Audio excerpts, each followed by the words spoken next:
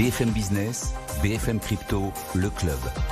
Sandra Gandoin. Bonjour à tous, je suis ravie de vous retrouver pour ce club BFM Crypto, comme tous les jours entre 15h et 15h30 sur BFM Business. Mes invités aujourd'hui, Nathalie Janson, économiste, professeure à la Neoma Business School. Bonjour Nathalie. Bonjour Sandra. Jonathan Erskovici, fondateur de Stackinsat. Bonjour Jonathan. Bonjour Sandra. Et Grégory Raymond qui est à distance, cofondateur de The Big Whale, le média. Bonjour Grégory, on va parler beaucoup de stablecoin, on va parler à nouveau de Meta, on va parler aussi du Lightning Network dans un instant. Vous nous posez vos questions aussi sur tout le secteur, tout ce qui vous passe par la tête, que ce soit des questions pratiques ou des questions économiques. Vraiment, vous pouvez nous poser toutes les questions que vous voulez, on y répond. Vous le savez, toutes les semaines entre 15h et 15h30, c'est le jeudi. Notre adresse crypto@bfmbusiness.fr. Allez, c'est parti, le club BFM Crypto, c'est maintenant. C'est quand les mots se mettent pas dans l'ordre, ça arrive comme ça, il y a des jours. Nathalie, je commence par vous. Et par cette réglementation américaine, toujours plus favorable aux stablecoins, c'est la SEC qui a assoupli les règles. Expliquez-nous ça. Oui, tout à fait, c'est sorti donc il y a assez peu de temps. Jusqu'à maintenant, en fait, lorsque des brokers, en fait, les fameux brokers qu'on connaît comme étant les grandes maisons comme JP Morgan, Morgan Stanley, enfin, tous ceux qui sont listés sur les fameux prime dealers, en fait, qui sont listés aux États-Unis, en fait, lorsqu'ils avaient des stablecoins, en tout cas, ils étaient obligés d'avoir, ça leur coûtait du capital réglementaire à hauteur de 100% de ce qu'ils détenaient. Et aujourd'hui, après donc tout cet changement réglementaire avec le Genius Act, en fait, il n'y aura plus qu'apparemment 2%. Donc, on passe quand même de la valeur entière à 2%. On passe aux mêmes règles que pour le reste, en fait. Exactement. Ouais. Donc, en fait, ça veut dire que finalement, on banalise l'utilisation du stablecoin et effectivement, beaucoup prédisent que ça va augmenter évidemment la liquidité, surtout, et surtout l'interopérabilité, ce que ça veut dire que désormais, le stablecoin pourra lier des marchés entre eux qui, jusqu'à maintenant, restaient segmentés, puisque, effectivement, vu le coût réglementaire du stablecoin, vous doutez bien que ces maisons-là, les brokers-dealers, n'avaient pas du tout envie d'en détenir. Ouais. Et donc là, on va lier à la fois effectivement les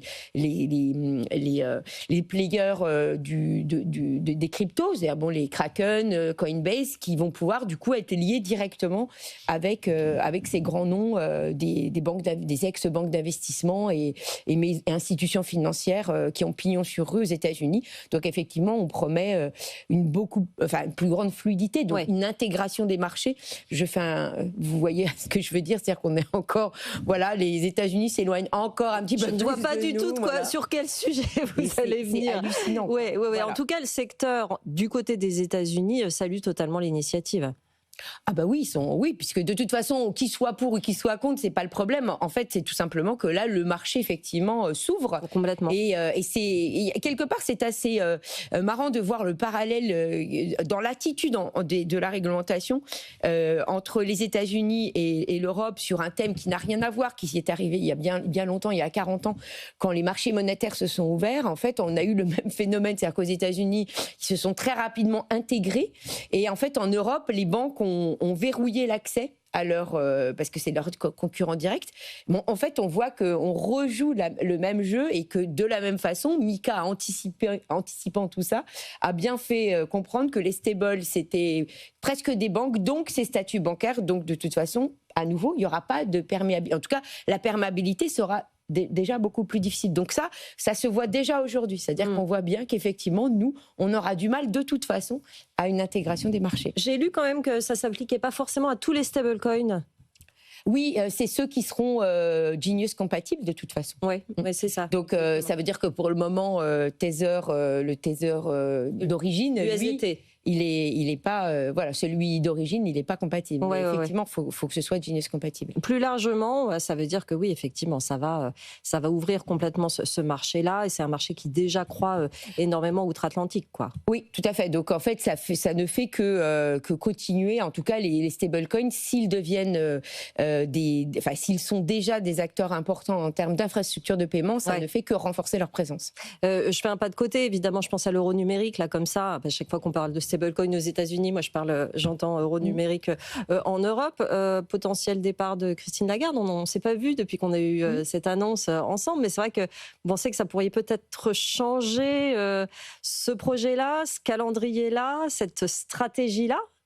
Moi, j'y crois pas trop. D'ailleurs, son départ au motif qu'en fait, il faudrait que son successeur soit voté par Macron et Merz. Je trouve que c'est une très belle, une très belle illustration de ce qu'est l'indépendance de la Banque centrale en Europe. Moi, ça m'a fait beaucoup sourire. Personne n'a beaucoup relevé, mais je trouvais ça quand même une justification qui était quand même un peu, complètement pas mal. Disons que c'est un procès qu'on fait aux États-Unis et là d'un coup, on y est à nouveau.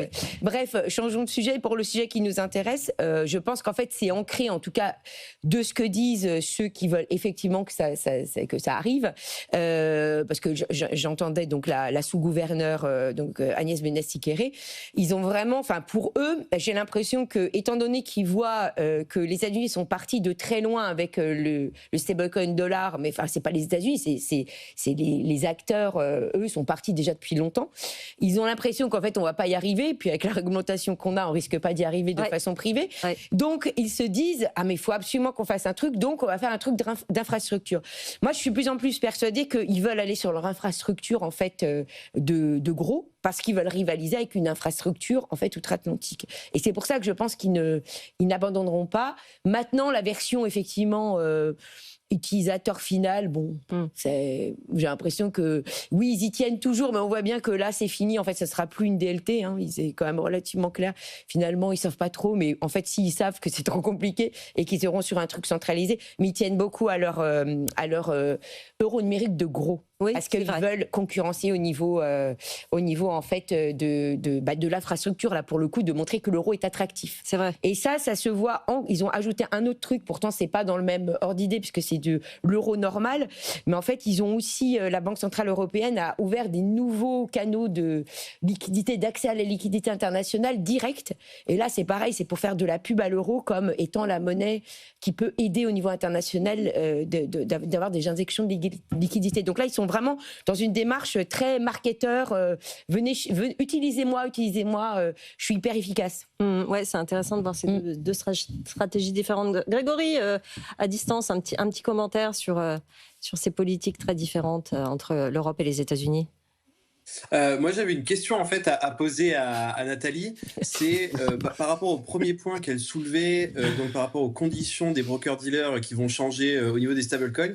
Est-ce que ça pourrait être de nature à modifier les ratios BAL 3 ? Parce qu'on sait que quand on est une banque aujourd'hui, détenir des cryptos dans son bilan, que ce soit du Bitcoin ou des stablecoins, ça oblige d'avoir énormément de garanties en face. Donc, est-ce que ce changement aux États-Unis, ça pourrait un peu assouplir la détention les conditions pour détenir des cryptos quand on est une banque ? Bon, voilà, Grégory a besoin de précision, s'il vous plaît. Eh bien, apparemment, ça ne concerne que les institutions financières relevant de la SEC, ce qui fait que c'est un calcul du capital réglementaire qui n'est pas le même que BAL. Tu as tout à fait raison. Mais en fait, ils ne disent rien sur la version BAL. Donc, pour le moment, je ne sais pas. Est-ce qu'après, comme il y a aussi certaines quand même réglementations avec les stablecoins aux États-Unis, est-ce qu'effectivement ils vont quand même faire une péréquation sur les banques ? Voilà, mais c'est ouvert. Pour le moment, on n'en sait rien.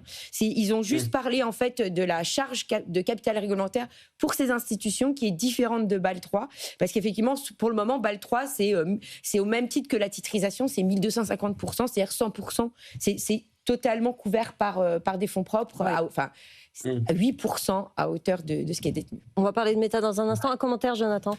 Oui, très rapidement, moi j'aimerais rebondir sur votre commentaire sur l'euro numérique et sur Christine Lagarde, parce qu'effectivement, alors, pour pas rentrer dans le complotisme trop poussé, mais là, effectivement, on a l'annonce de la démission du gouverneur de la Banque de France, l'annonce de la démission de Christine Lagarde. Effectivement, on peut se dire que le calendrier est quand même un peu suspect. Il s'en cache à peine, voilà. Le calendrier. Donc, c'est vrai que ça, c'est quand même un peu dérangeant, je pense, dans un mélange des genres qui est un peu dérangeant. Mais effectivement, ne rentrons pas davantage dans la polémique. Et sur la partie euro numérique, je suis plutôt d'accord avec Nathalie. Et c'est même, on va dire politiquement stratégique pour la Banque centrale, pour éviter d'être trop en conflit avec les banques commerciales, parce qu'elles sont quand même censées être alliées dans ce système. Et là, clairement, un euro numérique retail, le fameux Cash Plus, je crois, il a eu plusieurs noms, était clairement en conflit direct avec les banques commerciales. Donc, ils veulent pousser cet euro numérique de gros. Je pense que le ou la remplaçante de Christine Lagarde va pousser en ce sens, parce qu'effectivement, ils ne vont pas tout redistribuer les cartes avec tout le travail qui a été fait quand même depuis plusieurs années. Donc, je pense que c'est inéluctable. L'euro numérique va sortir. Une question de délai. Mais effectivement, on est plus sur une dimension euro numérique de gros.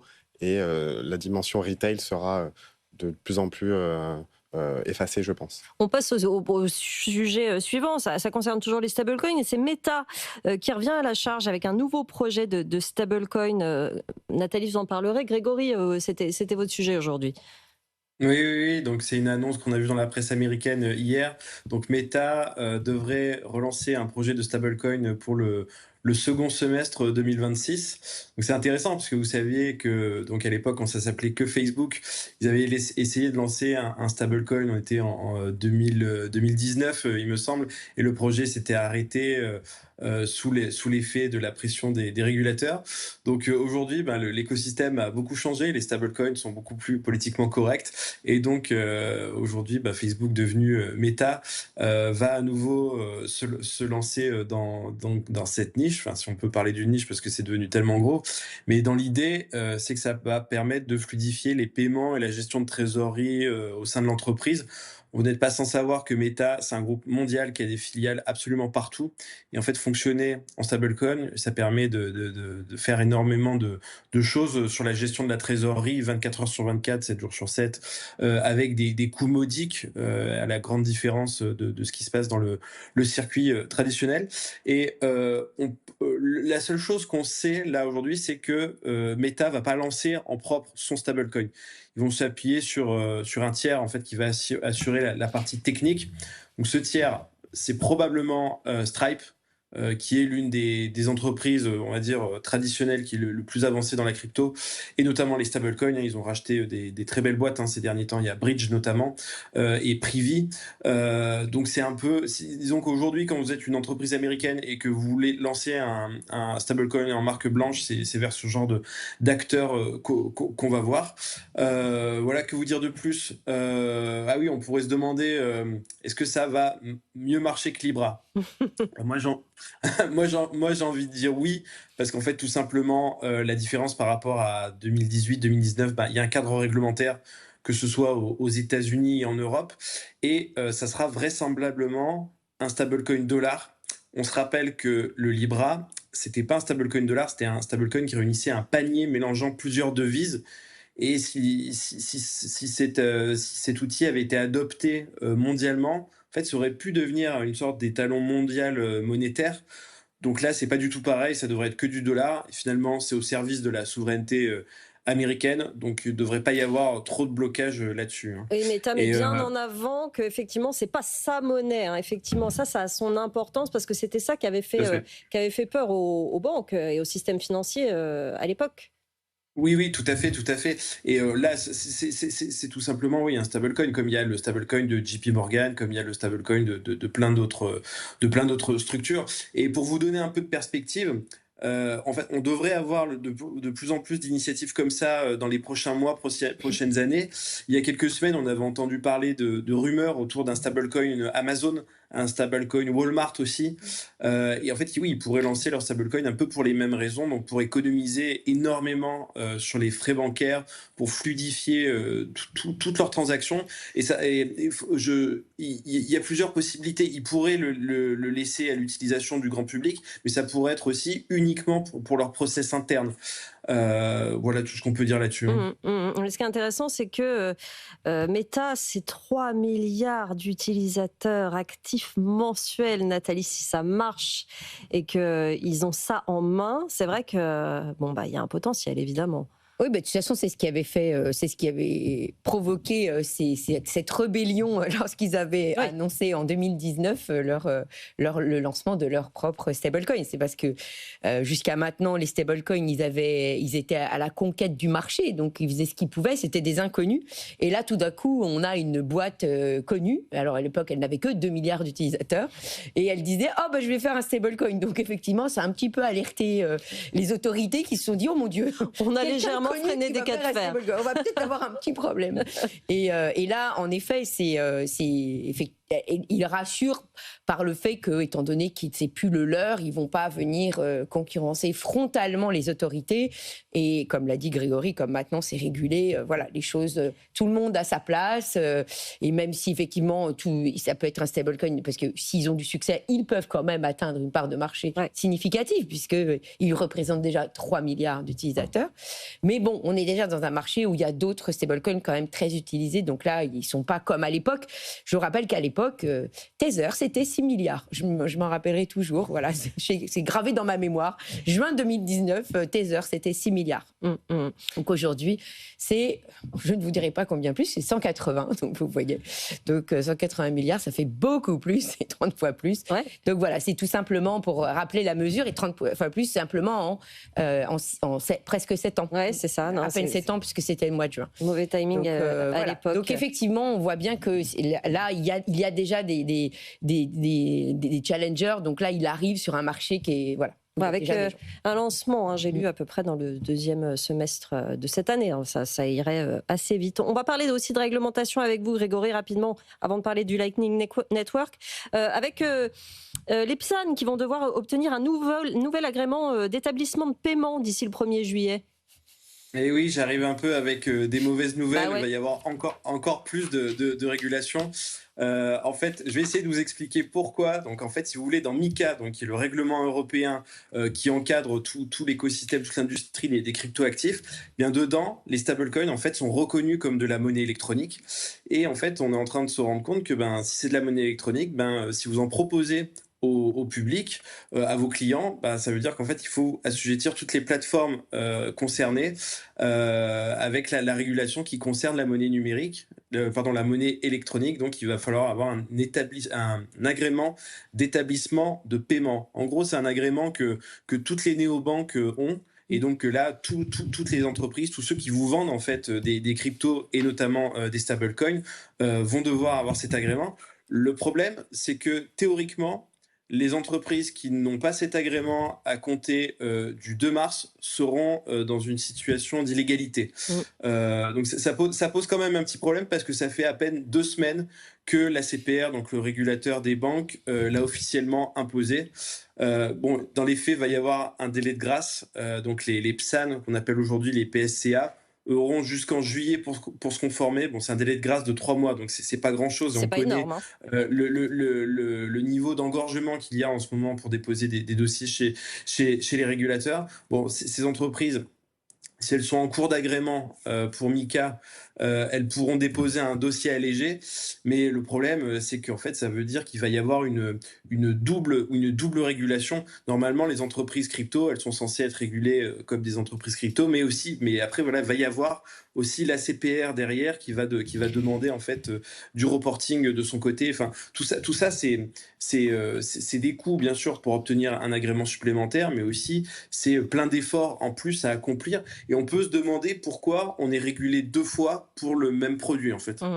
Ouais, effectivement. Une fois qu'on l'aura, on sera content. Alors là, on aura un niveau de réglementation qui sera rassurant pour l'investisseur. C'est ce qu'il faut se dire. Il nous reste 6 minutes. C'est pour vous, Jonathan. Le Lightning Network, on parle de ça aujourd'hui. On parle beaucoup du prix du Bitcoin, mais vous dites qu'on passe à côté d'autres choses. C'est quoi ? Ah, effectivement, Sandra, depuis début février, on voit que le cours du Bitcoin subit des pertes significatives et c'est vrai que malheureusement, dans les médias traditionnels, on ne parle que de Bitcoin sous cet angle-là. Alors évidemment, ce n'est pas le cas du plateau de BFM Crypto et je vous en remercie. Mais c'est vrai qu'on a tendance malheureusement à parler principalement du prix. Donc moi, je voulais quand même essayer de parler des usages et de l'utilité du Bitcoin. Et effectivement, l'utilité, c'est aussi le moyen de paiement. Et là, on est sur une dimension d'infrastructure de paiement, en plus justement de cet aspect réserve de valeur que revêt le Bitcoin.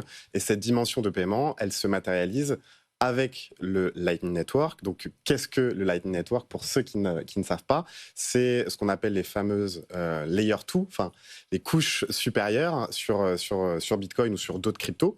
Et là, en l'occurrence, le Lightning Network, ça permet justement de fluidifier les paiements et surtout de les rendre beaucoup plus rapide et beaucoup moins cher. Oui, parce que Bitcoin, ça va lentement, en fait, pour les transactions et pour finalement ce marché qui grossit. C'est pour ça aussi qu'on a créé ça, c'est-à-dire que ça va être beaucoup plus fluide. Exactement. Il faut savoir que la blockchain Bitcoin, par nature, justement, elle est très lente, parce qu'il y a un bloc qui est miné toutes les 10 minutes, donc ça, c'est parfaitement normal et c'est designé de cette façon-là, sauf que Bitcoin, quelque part, n'est pas designé pour du paiement. C'est pour ça qu'ils ont inventé, il y a quelques années, le Lightning Network, qui permet justement de répondre à ce besoin-là. Et la grosse news là qui est tombée, c'est justement les niveaux de volume sur le Lightning Network qui ont tout simplement explosé en 2025. On est à plus de 1,2 milliard de dollars par mois sur décembre 2025, sachant que là, rappelez-vous, alors probablement que vous ne vous rappelez pas, Sandra, parce que vous n'étiez peut-être pas dans cet écosystème à ce moment-là, mais en 2021, on était à peine à 12 millions mensuels. Donc là, on est sur un facteur x100. Oui. Nathalie, tu parlais tout à l'heure de Les stablecoins, oui. Voilà, là, on est carrément sur un multiple de 100 en 4 ans, sachant qu'on était, je crois, en 2023 à 78 millions par mois. Oui, on n'était pas encore on était à au 280. Ouais. Et je vois que vos infographistes ont bien fait leur job avec ces chiffres. Et on voit que le Lightning Network, tout simplement, passe dans une autre dimension. Donc là, effectivement, on est en tout cas moins, dans cette dimension de spéculation, mais vraiment dans cette dimension d'usage, d'utilité. Payer justement en Bitcoin, c'est possible, et on le voit à travers ces volumes que l'adoption passe aussi par là. En quelques secondes, ça va très vite, hein, c'est ça effectivement l'intérêt. Est-ce que ça reste marginal en Europe, par exemple ? Alors, vous avez raison de me poser la question, Sandra. En Europe, on reste sur cette dimension de réserve de valeur parce que l'utilité du moyen de paiement reste limitée, parce qu'on a quand même un fonctionnement du système bancaire qui est plutôt correct, qui est même relativement bon, même si on peut évidemment challenger 2 ou 3 points.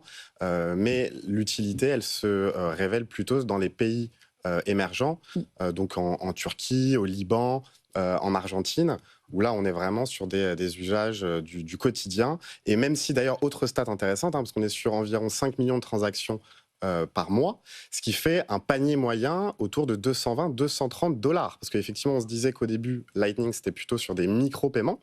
Donc là, on est quand même sur des paniers moyens relativement importants de 220 ou 230 dollars, ce qui quand même n'est pas rien. C'est intéressant. C'est destiné à qui ? Je sais que Élodie Luet était venue nous en parler aussi sur une émission, parce qu'elle travaille avec les entreprises, et elle nous avait dit qu'avec les entreprises, ça commence vraiment à prendre. Ça fait partie des objectifs des personnes qui les utilisent, en fait. Bien sûr. Alors, il y a 3 cas d'usage principaux aujourd'hui. En fait, le premier, c'est tout simplement les plateformes d'échange qui, justement, pour fluidifier les transactions, vont utiliser le Lightning Network pour des dépôts ou des retraits. Donc ça, c'est quelque chose qui est de plus en plus commun chez tous les exchanges et qui aura tendance à se démocratiser encore plus, selon moi, dans les prochains mois et les prochaines années. Vous avez donc les entreprises, comme le disait votre chroniqueuse, où on a beaucoup d'entreprises qui utilisent aussi le Lightning Network en tant que moyen de paiement. Et enfin, les utilisateurs. Donc là, on est encore une fois plus sur des pays émergents, parce que je n'ai pas cité aussi l'Asie du Sud-Est qui utilise énormément, notamment le Vietnam, donc le Bitcoin comme moyen d'échange. Donc là, moi, en fait, le message que je voulais faire passer aujourd'hui, c'est sortez du prix, sortez de la volatilité du prix, revenez sur justement l'utilité du Bitcoin. Donc il y a cette dimension de réserve de valeur, donc on est loin du trading, c'est plutôt set up and forget.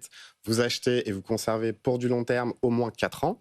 Et sur cette dimension de paiement, on voit que les usages dans les pays émergents explosent, et on est vraiment sur une infrastructure monétaire de paiement, encore une fois, sans autorité centrale, totalement incensurable, et toutes les autres caractéristiques du Bitcoin qui fait que Bitcoin a de très très beaux jours devant lui, malgré finalement cette baisse de 50% du prix qu'on a eu depuis quelques semaines. Mais cette baisse, il faut la voir comme une opportunité, vous le savez bien, Jonathan, on le dit souvent dans cette émission, parce qu'il y en a qui ne sont pas contents en ce moment, et ils n'étaient pas contents non plus quand il était à 126, donc ça demande une compréhension et du long terme, effectivement, on l'explique souvent dans cette émission. Merci à tous les 3, émission qui est passée beaucoup trop vite avec vous, c'est toujours le cas. Nathalie Janson, économiste et professeure à la Neoma Business School, Jonathan Ascovici, fondateur de Stackinsat, et à distance, Grégory Raymond, cofondateur de The Big Whale. Merci beaucoup à tous les 3 d'être d'être venu. Je vous laisse entre les mains d'Antoine Larigauderie et BFM Bourse. Très bonne journée.